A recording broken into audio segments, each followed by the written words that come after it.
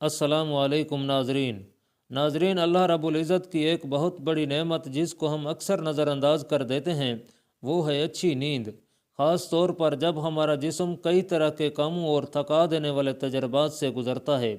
ناظرین، نیند ہمارے جسم کے لیے انتہائی ضروری ہے کیونکہ ہمارے جسم کو آرام کی ضرورت ہوتی ہے، اور ہمارے جسم میں کچھ عمل ایسے ہوتے ہیں جو صرف تب ہی کام کرتے ہیں جب ہم سو جاتے ہیں۔ اس لیے ہر انسان کے لیے نیند ضروری ہے تاکہ جب وہ صبح سویرے اٹھے تو تازہ دم ہو کر اپنے کام میں مشغول ہو کر اپنے کام کو بخوبی پورا کر سکے۔ لیکن ناظرین، بدقسمتی سے ہم میں سے اکثر ایسے اوقات میں سوتے ہیں جن اوقات میں ہمیں سونا نہیں چاہیے، اور ان اوقات میں ایک عام وقت فجر کی نماز کے بعد سونا ہے۔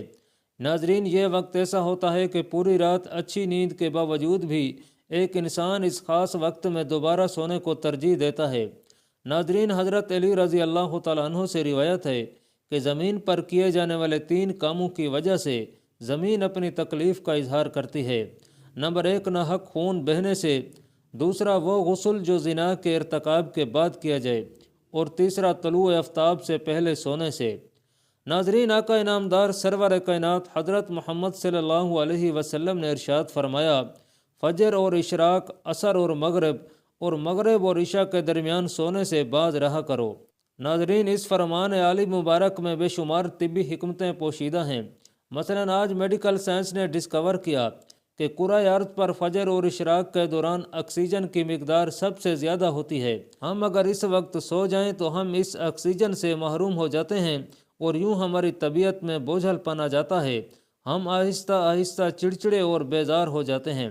ناظرین، اسی طرح عصر سے مغرب اور مغرب سے عشاء کے درمیان بھی آکسیجن کم سے کم تر ہوتی چلی جاتی ہے۔ ہم اگر اس وقت بھی سو جائیں تو ہمارا جسم آکسیجن کی کمی کا شکار ہو جاتا ہے، اور ہم 10 مہلک بیماریوں میں مبتلا ہو جاتے ہیں۔ دمہ بھی ان 10 بیماریوں میں شامل ہے۔ اس لیے ناظرین، آپ یہ اوقات جاگ کر گزاریں تو آپ انشاءاللہ پوری زندگی صحت مند رہیں گے۔ ناظرین، حضرت اماں عائشہ صدیقہ رضی اللہ تعالیٰ عنہ کی مشہور روایت ہے، پھر جب مؤذن فجر کی اذان دے کر خاموش ہو جاتا اور فجر طلوع ہو جاتی، یعنی صبح کی روشنی پھیلنے لگتی، تو آپ صلی اللہ علیہ وآلہ وسلم کھڑے ہو جاتے اور 2 رکعت ہلکی یعنی فجر کی سنتیں پڑھتے، اور اس کے بعد اپنی دہنی کروٹ پر لیٹ جاتے، یہاں تک کہ مؤذن اقامت کہنے کی اجازت حاصل کرنے کے لیے آپ صلی اللہ علیہ وسلم کے پاس آتا تو آپ صلی اللہ علیہ وآلہ وسلم نماز کے لیے مسجد تشریف لے جاتے۔ ناظرین، فجر کی سنتیں پڑھنے کے بعد تھوڑی دیر کے لیے آپ صلی اللہ علیہ وآلہ وسلم اس لیے لیٹ جاتے تھے تاکہ تمام رات عبادت الہی اور نماز میں مشغول رہنے کی وجہ سے جو تھکان وغیرہ پیدا ہو جاتی تھی وہ تھوڑی دیر میں آرام کر لینے سے ختم ہو جائے اور فرض پوری چستی اور بشاشت کے ساتھ ادا ہو۔ لہٰذا بہتر یہ ہے کہ جو آدمی رات کو عبادت الہی اور ذکر اللہ میں مشغول رہے، اس کے لیے فجر کی سنتیں پڑھ کر تھوڑی دیر کے لیے لیٹ جانا مستحب ہے۔ ناظرین، سیدہ فاطمہ الزہرا رضی اللہ تعالیٰ عنہ بیان فرماتی ہیں، میں صبح کے وقت سوئی ہوئی تھی، رسول اللہ صلی اللہ علیہ وسلم میرے پاس سے گزرے اور آپ نے مجھے پاؤں سے ہلایا اور پھر فرمایا کہ اٹھو، اپنے رب کی طرف سے رزق کی تقسیم میں شامل ہو جاؤ اور غفلت شیار لوگوں کی عادت اختیار نہ کرو۔ اللہ رب العزت طلوع فجر سے طلوع آفتاب تک لوگوں کا رزق تقسیم کرتا ہے۔ ناظرین، ہمارے ارد گرد ایسے کئی لوگ ہوتے ہیں جن کو رزق کی تنگی کا سامنا ہوتا ہے۔ ذرا آپ ان لوگوں سے پوچھیں کہ صبح آپ کس وقت جاگتے ہو تو ان کا جواب بھی یہی ہوگا کہ رات دیر تک جاگ کر صبح دیر سے اٹھنا ہوتا ہے، اور یہی وہ وجہ ہوتی ہے کہ رزق ان لوگوں پر تنگ کر دیا جاتا ہے۔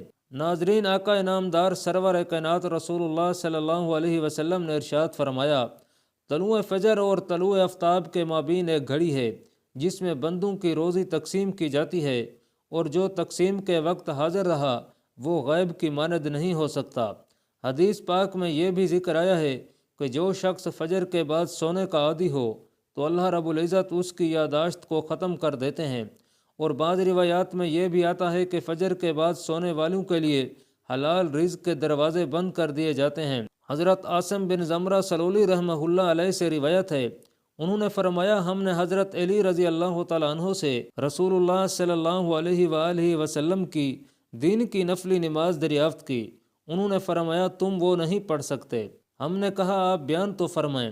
ہم سے جس قدر ہو سکے گا عمل کر لیں گے۔ حضرت علی رضی اللہ تعالیٰ عنہ نے فرمایا، رسول اللہ صلی اللہ علیہ وسلم جب فجر کی نماز پڑھ لیتے تو ٹھہر جاتے، حتیٰ کہ جب سورج ادھر یعنی مشرق کی طرف اتنا بلند ہو جاتا جتنا عصر کے وقت ادھر یعنی مغرب کی طرف بلند ہوتا ہے، تو آپ اٹھ کر 2 رکعتیں ادا کرتے، اس کے بعد توقف فرماتے، حتیٰ کہ جب سورج اس طرف یعنی مشرق کی طرف اتنا بلند ہو جاتا جتنا ظہر کے وقت اس طرف یعنی مغرب کی طرف بلند ہوتا ہے، تو اٹھ کر 4 رکعتیں پڑھتے۔ پھر جب سورج ڈھل جاتا تو ظہر کے فرض سے پہلے 4 رکعتیں اور ظہر کے بعد 2 رکعتیں پڑھتے، اور عصر سے پہلے 4 رکعتیں پڑھتے، اور 2 رکعتوں کے درمیان مقرب فرشتوں، نبیوں اور ان کی پیروی کرنے والے مسلمانوں اور مومنوں کے لیے سلامتی کی دعا کا فاصلہ کرتے۔ اس کے بعد حضرت علی رضی اللہ تعالیٰ عنہ نے فرمایا، یہ 16 رکعتیں ہوئیں جو رسول اللہ صلی اللہ علیہ وسلم کی دن کے وقت کی نفلی نماز تھی۔ اس پر پابندی سے عمل کرنے والے لوگ بہت کم ہیں۔ اسی طرح ناظرین، کئی لوگ رمضان المبارک میں سحری کے بعد سو جاتے ہیں اور اسی وجہ سے ان سے فجر کی نماز رہ جاتی ہے، جو ایک بہت بڑا نقصان ہے، اور اگر نماز قضا ہونے کا خطرہ نہ ہو تو کچھ دیر سو جانے میں کوئی حرج نہیں۔ یہ بھی یاد رہے کہ سحری کے آخری وقت میں کھانا افضل ہے۔ اگر آدمی آخری وقت پر سحری کھائے تو سونے کی نوبت ہی نہیں آئے گی۔ اس کے علاوہ اکثر افراد رمضان میں سونے جاگنے کی روٹین خراب کر لیتے ہیں، جس کی وجہ سے ان کی نیند پوری نہیں ہو پاتی اور وہ سارا دن غنودگی میں رہتے ہیں۔ اگر افطار کے بعد 10 بجے تک سو جائیں تو سحری کے لیے 3 بجے اٹھنے پر بھی نیند پوری ہو سکتی ہے اور پورا دن آرام سے گزرا جا سکتا ہے۔